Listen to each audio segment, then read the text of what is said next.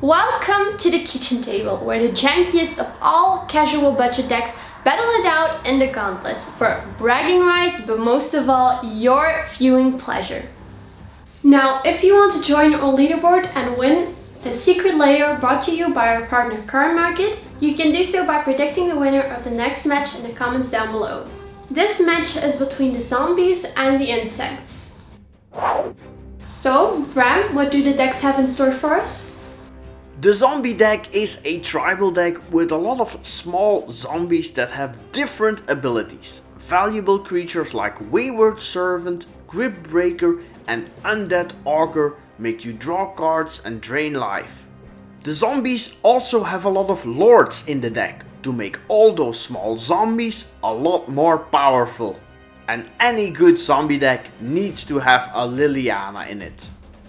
The mono green insect deck has a lot of ramp with cards like Explore and Nissa's Spellgrimage. They can go tall with Scoot Mob, or they can go wide with Scoot Swarm. And of course, an insect deck needs to have some big hitters like the Crash of Rhino Beetles, Ant Queen to go wide, and the Hornet Queen. I'm going with the zombies this time. Let's head into the match.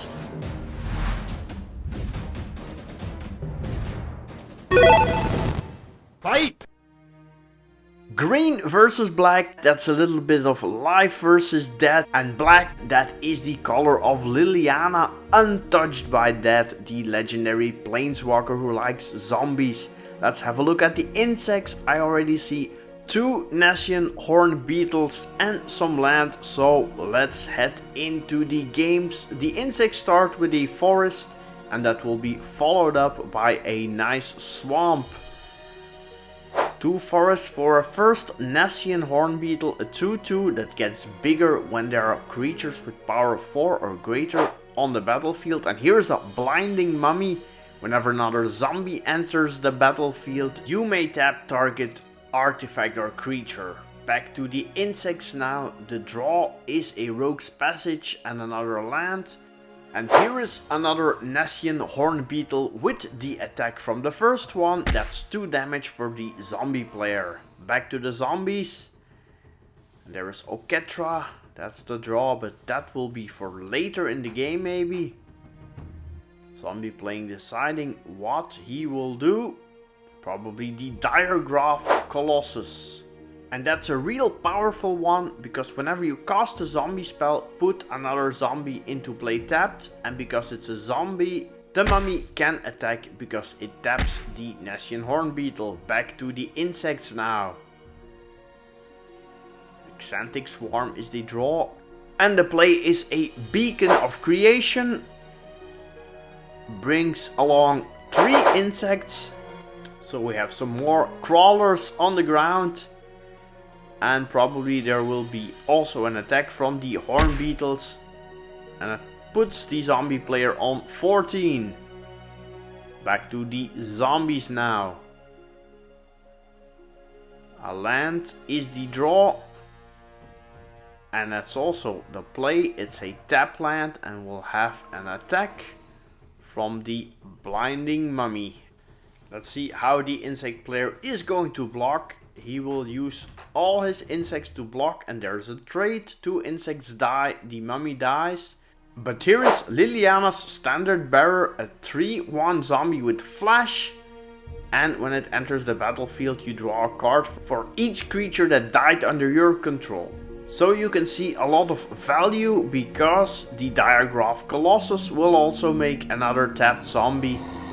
And still 5 cards in hand for the zombie player. Back to the insects now. The draw is a forest and 5 land. That is welcomed, because here is the Crash of Rhino Beetles, a 5/5 with trample. That can get a lot bigger later in the game when you have 10 or more lands. A counter is being placed on the horn beetles, and then there is the attack with all the insects, also the token.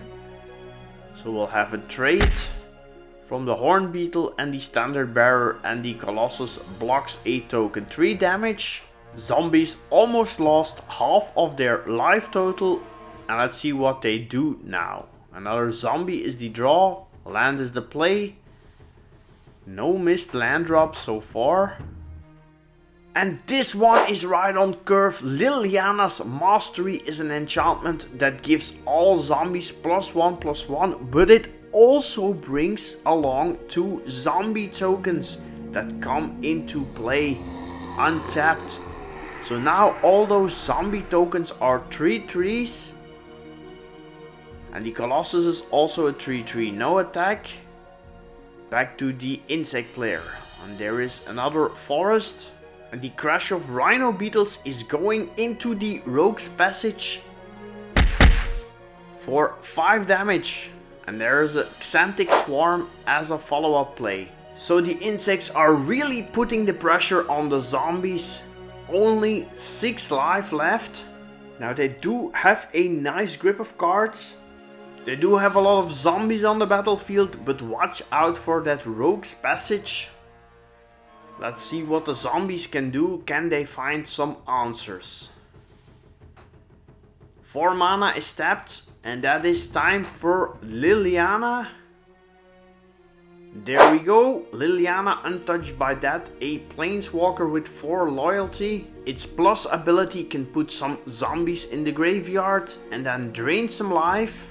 And the -2 is kill a creature, giving it -X, where X is the number of zombies. And there's another zombie coming into play, the Dread Wanderer, meaning we have 5 zombies. And we're going to add a 6th one from the Diregraph Colossus, and then Liliana can take care of the Crash of Rhino Beetles. Powerful play by the zombies, now an attack by 3/3 zombies. 6 damage, 1 zombie dies. And for that, insect player is grateful for their Nessian Horn Beetle. Now can the insect player find an answer to sneak in the last points of damage? Blanchwood Armor is a very good card, +1/+1 for each forest, and that could be great on the flying Xanthic Swarm. If the zombie player would be at 5, he would be toast, but now he's on 6. And the Balagat Recovery in the hand of the insect player can turn into a land, but not into a forest. Oh, the insect player is looking for solutions, but he won't be able to kill the zombies. And of course, if he attacks, the attack on the way back could be lethal. So insect player needs to keep his insects at bay, keep them into the forest. And are we going to see some plant-eating zombies? We head back to them, and they still have 3 cards in hand. What is the draw? It's a desert, it's a land. But of course the zombie player is now tapping mana, because here is the Wayward Servant. Diregraph Colossus activates. Another zombie is made, some life is drained. And still 3 mana open. The zombie player is going all in. There is Plague Belcher with another zombie. Wayward Servant is now draining 2 life. So 9 and 9. That means now we're equal in life totals. The undead were on the brink of being dead, but now they're back alive. Alive and kicking, because they're all going to attack. Liliana even doesn't have to activate her abilities. It's game over. Knockout! Zombies, turn the tide and squash those bugs. Go zombies! Another point for me and the leaderboard. Now, you can join the leaderboard too by predicting the next winner and commenting it down below. And maybe you will win a secret layer drop. And if you want some more info on how this works, click the link in the top right corner. Or if you want some help, check out the deck text below. Thanks for watching, and remember, always keep it casual. Bye!